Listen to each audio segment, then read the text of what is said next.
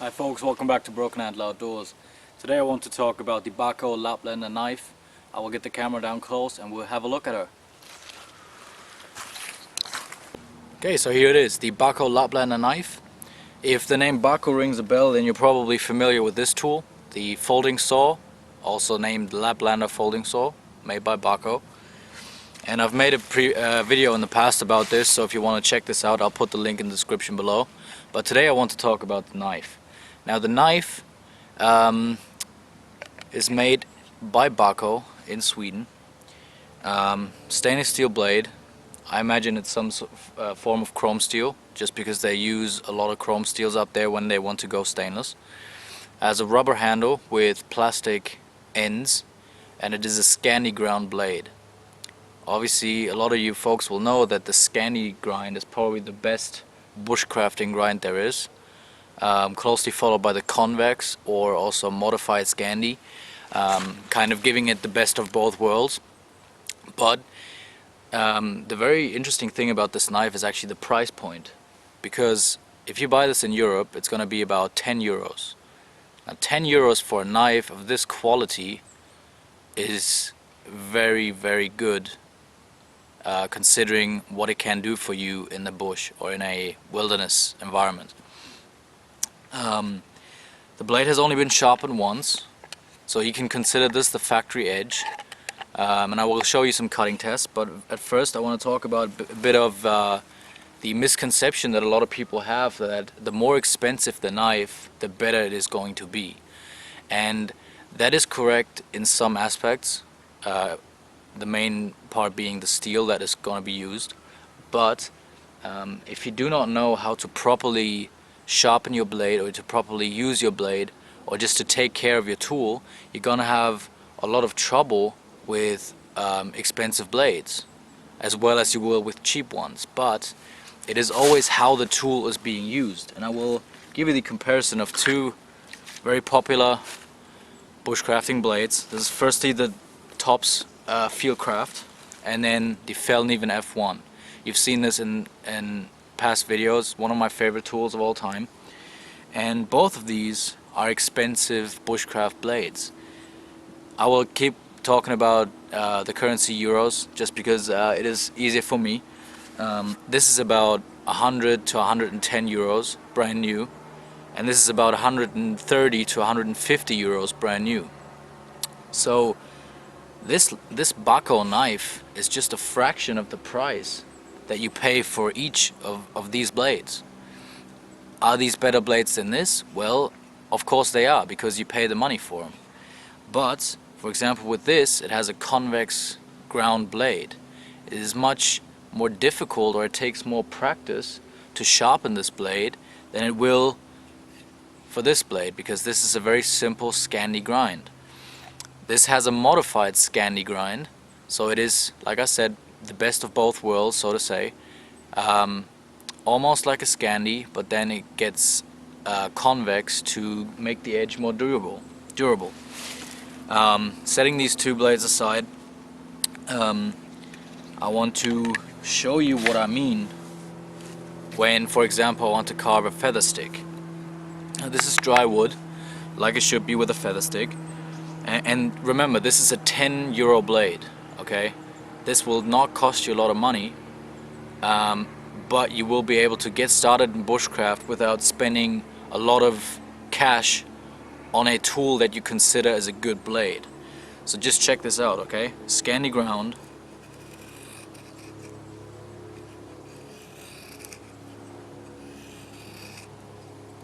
And I'm not putting a lot of pressure on this at all. And like I said, it's the factory edge, so you don't have to reprofile or resharpen the blade once you get it. You can just go out there and rock and roll. Okay. And you get a knife that gets the job done very, very well. Okay. Now if you want to talk about the so famous ability to strike a fire steel on the back, this is not possible with this, because it is rounded off. At this price point, I feel that it's a good design to have this rounded off, just because they say it gives the edge more stability.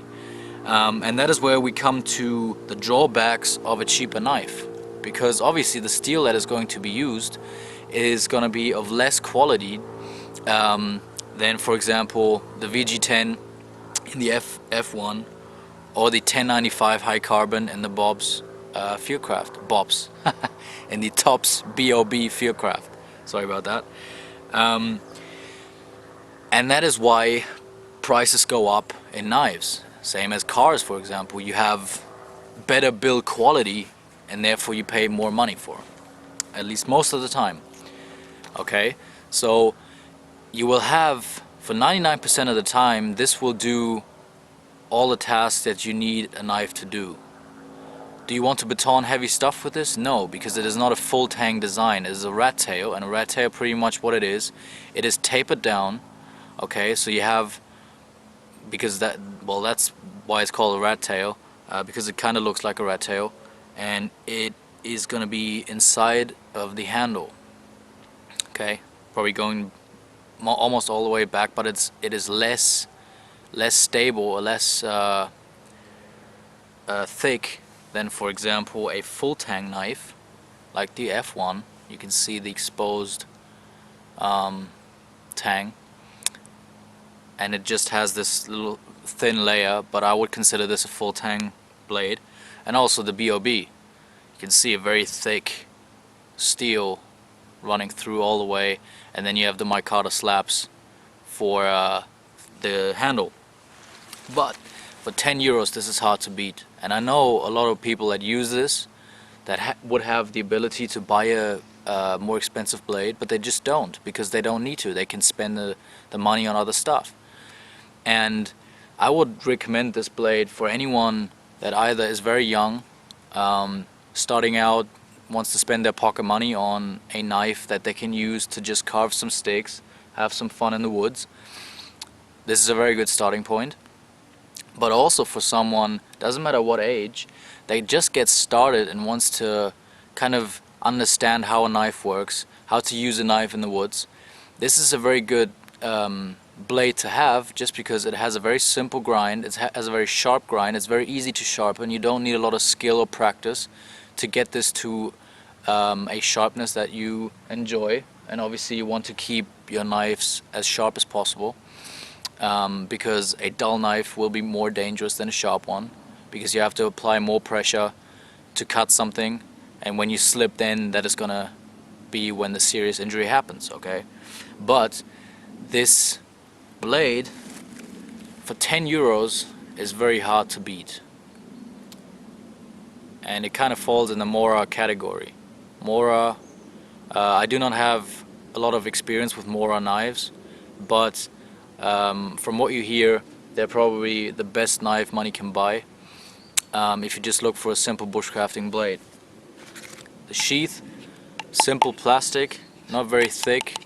I could imagine that this will break under a bit of pressure if you, I don't know, leave it in a car or bottom of a pack or whatever, or step on it. But the blade retention in the sheath is decent. There's a bit of rattle, but because the knife is so light, there's no worry of it falling out of the sheath. You have this thumb ramp to push on to get the knife out easy, okay, and a little belt clip. So you have a great starting package for a bushcrafting blade, and that is why I bought this knife, just because I wanted to show this to you. And it's a great backup blade as well. You know, it's stainless. Put it in your tackle box, or put it in your car, or just as a backup blade, because it is very light. It doesn't weigh anything. It's not comparable to the BOB, which is probably 3 times the weight, but this will do much more for you if you're looking for a serious tool. And I love this blade to death. I'll talk about that in another video, but this blade is great. Okay, so I hope you enjoyed this little insight into this blade. You might see this in future videos, just to show you that bushcrafting on a budget is not a bad thing. It's not something to be ashamed of, or something where you have massive drawbacks concerning the quality of your tool.